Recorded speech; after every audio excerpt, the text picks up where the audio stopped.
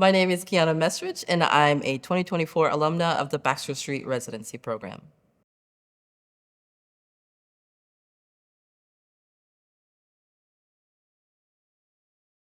I am a photo-based interdisciplinary artist, working primarily across documentary photography as well as most recently photo collage. I also have a full-time job that I've held for the past 20 years within digital marketing, specifically search engine marketing. I have been exploring both my identity as a Black person of mixed race heritage, as well as my identity as a mother, and most recently, as reflected in this body of work, my identity as a woman of color working in corporate America. The Reinforcements is a body of work that emerged out of research and development of a digital archive, specifically focused on the history of women of color in corporate America, and also specifically focusing on the time period between the civil rights movement post 1964 to early 2000s. This particular time in the mid 20th century is the information age, which has heavily informed the digital age that we currently live in. It's a time when you see the emergence of information technology, and this body of work in particular in the show is really focusing on the Black women and other immigrant women of color who have been an integral workforce within this information age, but for many reasons have been disproportionately affected by career setbacks and things like pay inequity that for me are really the driving questions behind some of this work. These are images that I found of my mother during her first job after she emigrated to this country from Panama in 1969. Some of the imagery that really inspired the archive, and she worked at a nuts and bolts factory. She worked specifically in the sales department. That this factory was based in Tribeca, not too far from where we are. And I really wanted to collect more imagery and to really build a digital archive and a repository for some of these images.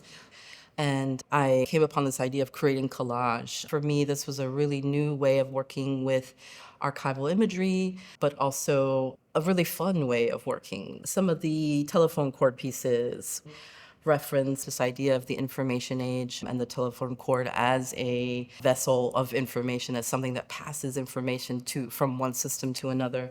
They have this ability to stretch, and again, for me, referencing the stretching that we do as working women, the multiple roles that we play. A lot of women go above and beyond what the job description, requires. And so for me, there's that elasticity that I really love. But it also is another sort of family reference. My great aunt, Emma, emigrated here from Panama as well and went on to work for a company called AT&T, aka Ma Bell, for many years as a telephone operator. So it's a little bit of a nod to her as well, a single woman who never had children, and she really identified as a career woman. But it also, for me, references hair and textured hair, and also references fashion, the fashion aspect. I think there's a sub-theme throughout the show around fashion and around the way we present ourselves at work and how we use fashion, and women have used fashion throughout corporate history as ways to empower themselves, as ways to enter the workspace in a very formal way. The most common obstacle that we know of within corporate America as the glass ceiling, right? This idea that women cannot advance to higher executive levels. This installation references a concept called the broken rung, how oftentimes, despite being more educated than most, Black women get stuck at this sort of entry-level position. If you think of the rungs of a ladder as the various roles and the various positions throughout a company, Black women and women of color often get stuck trying to get into the promotion of management roles. And apparently that is just more pervasive than the glass ceiling itself. A lot of the physical collages are using a substrate or a background of computer punch cards. These cards were used early on in computer programming, and another role that would have been heavily performed by women as well. The part of the residency that really most excited me was the ability to have this solo show, not just in terms of showing the work, but also there's so much that I've learned in preparation for this show that I think I wouldn't have learned any other way. It's been a really great experience in general. So many of the people that run Baxter Street are artists themselves. So to be able to tap into their histories and their experiences, and to also be able to speak with, people who are on the advisory board, and to really tap into the larger community that Baxter Street has created, which is, I think, invaluable as an artist. I really feel like every single thing that you do in life can inform your practice. I was formally trained in photography, both in high school and college.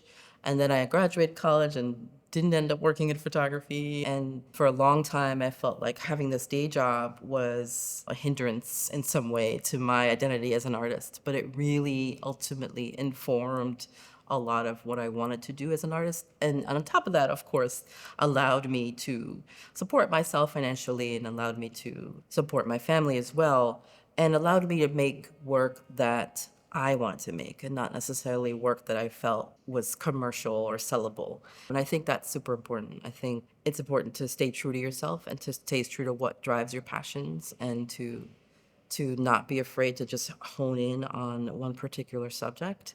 So yeah, I would say to young artists to really stay true to yourself, and allow yourself to experiment and allow the other things that you do in life to inform your practice. I've had a lot of women of color of all ages kind of come up to me and say, you know what, this really reminds me of my mom, and her work history, and this activity that many women do for decades and years of their life, but there's never any recognition. A lot of these women sort of stay within clerical roles and they never get to advance, and there's never any huge award. I feel like as a society we only recognize people who do these major achievements, but we never really recognize the everyday work that we all do that contributes to our society and to contributes to our success as a country.